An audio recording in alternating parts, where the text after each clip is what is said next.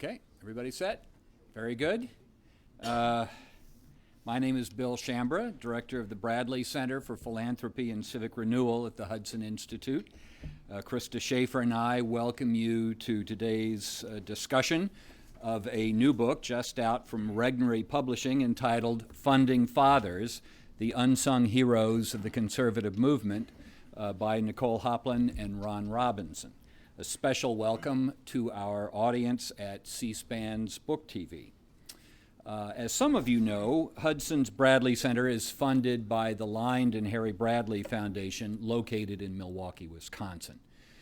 Today, of course, the Bradley Foundation is a smoothly humming, ruthlessly efficient intellectual fighting machine. It is described with some admiration as such in the writings of one of our panelists today, John Miller, and with something less than admiration in the publications of the National Committee for Responsive Philanthropy, now directed by another of our panelists today, Aaron Dorfman. But it was not always so. In the beginning, during the late 40s and 50s, there was only Harry Bradley, a manufacturer of electronic controls, sitting in his office atop his factory on the south side of Milwaukee, contemplating with considerable dread the advance of socialism abroad and collectivism at home. Although he had no formal liberal arts training, he nonetheless undertook to educate himself about these trends. He began ordering books from then obscure conservative publishers like Regnery, Arlington House, Devon Adair, from tiny free market nonprofits like the Foundation for Economic Education, and from pamphleteers like Dean Clarence Mannion of Notre Dame.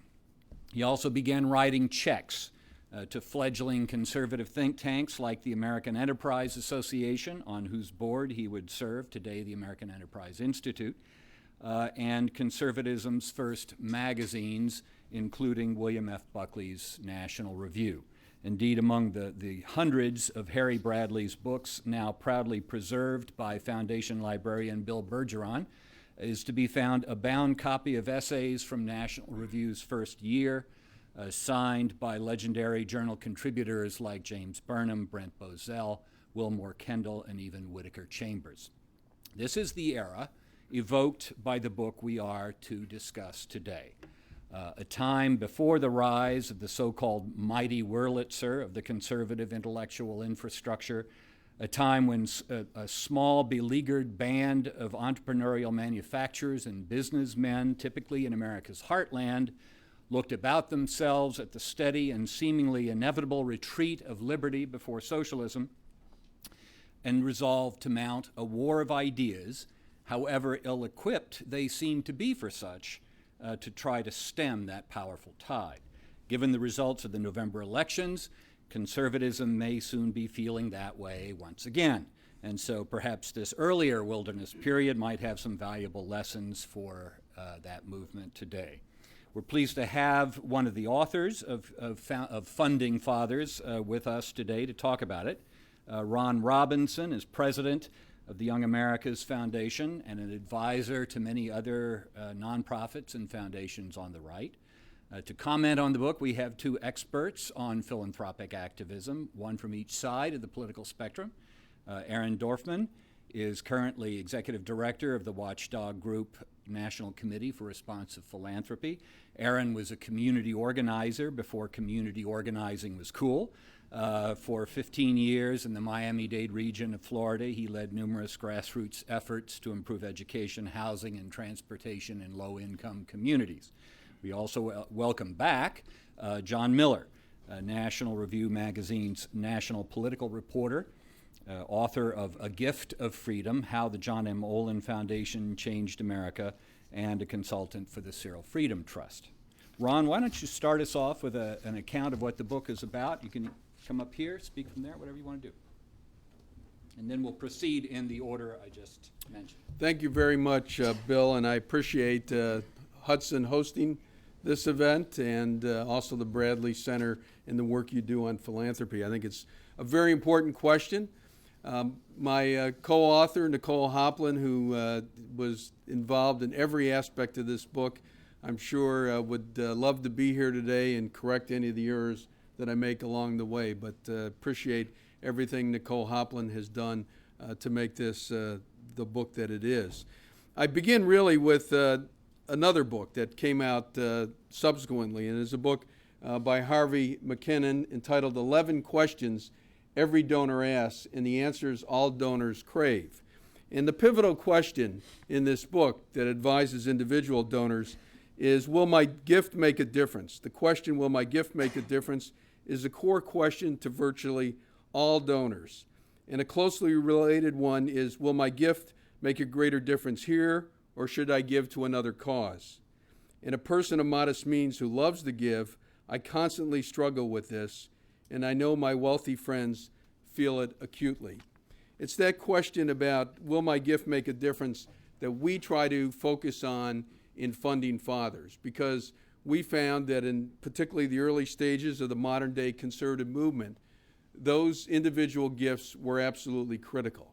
And we want to give assurance to conservative donors across the country that there's these case studies out there that they ought to take a look at that profoundly affected our country for the better. And we also are concerned that through a series of actions, whether they be by conservatives or those on the left, or the government itself, there's an effort to discourage conservative gifts, to keep these stories from being fully appreciated by a broader audience. I think that to some extent, conservative organizations, when they solicit gifts, tend to be narrowly focused on their own organization. And what we try to do in this is to minimize the stories related to Young America's Foundation, although I was blessed to know many of these key donors in my capacity as president of the foundation, Young America's Foundation, and in meeting with these individuals, I heard other great gifts that they had made that I just was not previously aware of or didn't know the full implications of those gifts. So much is done by Nicole and myself, I hope, to underscore the importance of these gifts, and also, at least in the introduction, how to some extent philanthropy among conservative donors is suppressed. We see the left, the liberals, or the progressives, as Aaron, I'm sure, would call them, as oftentimes attack conservative gifts, vilify conservative donors. We know oftentimes the mainline press ignores very significant gifts or the philanthropy part of an individual's life. And we also know the left has spent a lot of efforts in the past 30 years to restrict the giving among conservative donors and donors at the grassroots. But we're also somewhat critical of conservatives.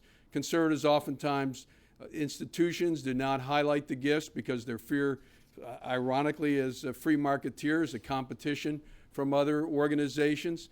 To some extent, the donors are humble and they do not want their name widely accredited with the gift, or they don't want to be attacked by progressive and left-wing organizations for giving these gifts.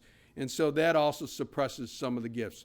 What the universities have sometimes done with gifts by conservatives and conservative institutions highlighting the misuse of those funds also discourages conservative philanthropy, and we're concerned about that.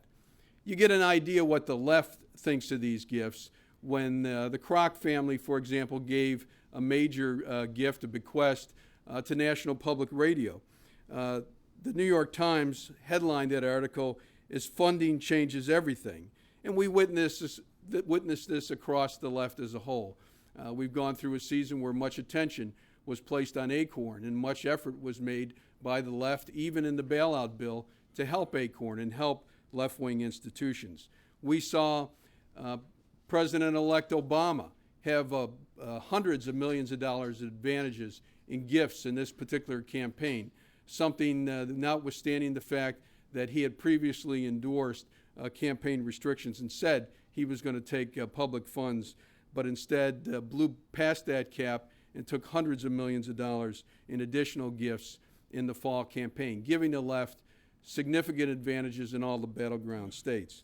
We see it in books like Terry McCullough's book on his days at the White House and at the DNC, in What a Party. He describes these flat out, how he wrote the memo that led to the Lincoln or the Clinton administration selling out the Lincoln bedroom on a regular basis to special interest groups, or McAuliffe bragging that the left wing will never be underfunded again, and he seems to have lived up to that boast.